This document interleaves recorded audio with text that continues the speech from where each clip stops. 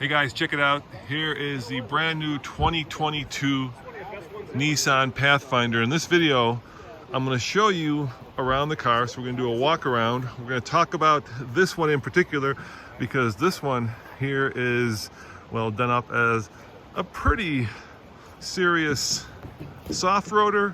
Not really an off-roader, but a pretty serious soft roader. So let's get right to it and let's give this vehicle a once around, and then hopefully at the end of this video I will show you not just the vehicle from the outside, but how it does going up a relatively steep hill here in Montana. So let's talk about its off-road credentials. As you can tell, this guy has been done up by Nissan to make it a little bit more off-road worthy, starting with these Goodyear Wranglers 265/60 18s, pretty meaty treads on what is basically a three-row family hauler. Now for 2022, Nissan has completely redesigned and of course improved the Pathfinder, and this one they've done up well with obviously a rack, some Nismo lights, and these beefier tires. So let's start on the inside of the vehicle and talk about its off-road ability. Of course, this does not have a low range, but it does have different drive modes. So as you can tell, it's got highway, snow, mud and ruts, sand, eco, sport, and towing. And Nissan is very proud of the fact that it will tow, get this, 6,000 pounds, which is a lot more, well, 1,000 pounds more than many of the competitors like the Pilot or the Highlander. Not in the base trim, in the upper trim, 6,000 pounds. The other thing that they're proud of is this button right there. You may be wondering, what is that button? Well, let me show you. They said it's the only vehicle in its class, three-row crossover, there's a third row right there, that you can get in the back seat with a car seat with a push of a button. So let's try it. There you go, look at that. And let's jump in the back here and see how I fit. Because of course, I am 6'2" and love getting in the back of these vehicles. And honestly, with the seats in the position they are in, I can't actually put the seat down. Let me try. Anyway, if I could put the seat down, all I would have to do is hit that button, and it would do the exact same thing. Getting in and out of this is actually relatively straightforward for a big guy like me. Now, the other thing that Nissan, of course, has improved is the size. Most car companies, when they actually upgrade or re-engineer their car, they make it usually longer, wider, taller. Nissan has kind of moved away from that trend. It's actually just a little bit shorter, but it is a little bit taller. And they did that because they wanted better approach and departure angles, or at least a little bit more off-road worthy, because they say their customers are now more focused on going off-road. And you know, in this really cool forest green color, it does look very off-road worthy. Under the hood, so we can pop it, is Nissan's venerable 3.5 liter V6. Puts out just over 280 horsepower. And probably the biggest news of all, there it is that unlike the previous generation, I believe this is a 5th generation of Pathfinder now, it is no longer a CVT, but instead a 9-speed automatic, which I think makes it much better for, let me show it, for off-roading.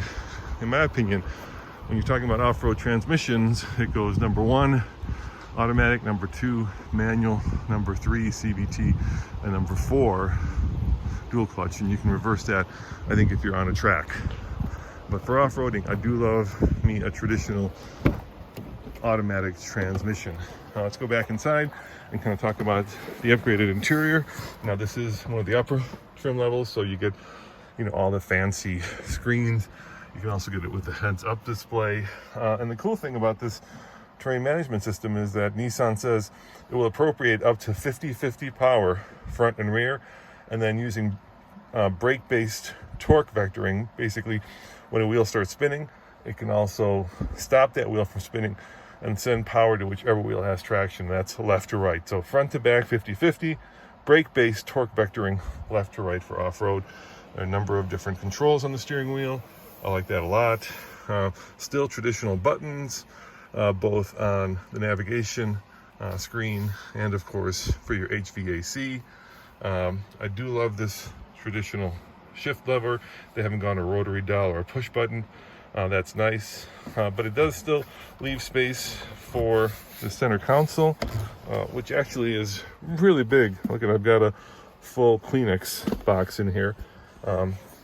Handy tray for your phone, of course, cup holders, and an interior that is modern and functional at the same time. Nissan says that what they've done with the new Pathfinder is that they've added a lot of value. So compare it to like the Pilot or the Highlander, feature for feature, you're getting a lot more with this Pathfinder. And if you're wondering where I'm at, I'm here in Montana. Nissan flew me out here for the first drive review. There is the beauty of America, and of course Nissan is definitely promoting the fact that this is an adventure vehicle for adventure-minded families. Now let's go look at the off-road course that we'll be going up. Keep in mind there is an embargo, so Nissan has said that we can't talk about how the vehicle drives. We can show it how it drives, but we just can't talk about how it drives. So I won't be able to do that in this video, but we try to be first at TFL, so we will show you it going up a pretty steep, or I will show you, off-road course. This is my vehicle, kind of a cool blue. I also like this, actually.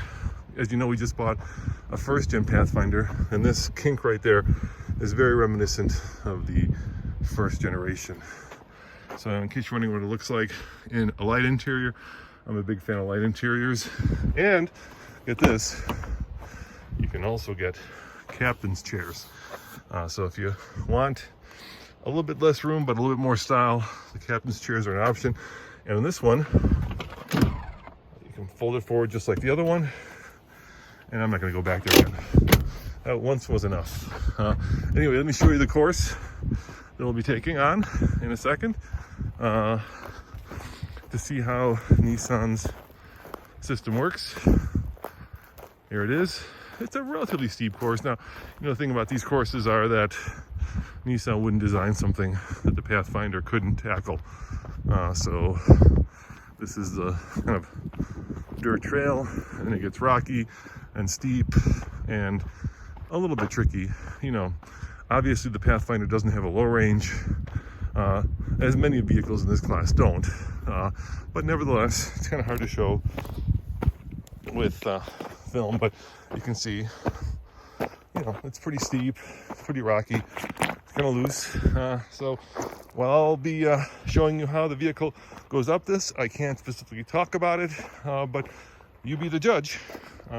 So let's cut to that video right now.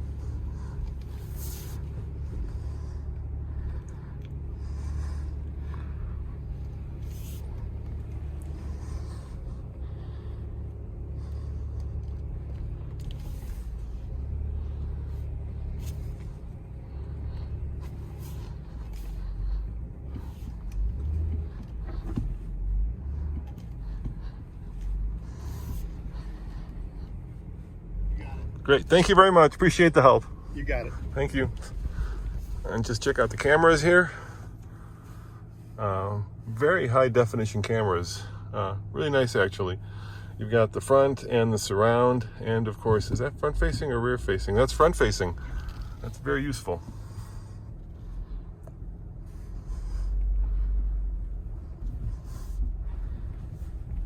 All right, here we go.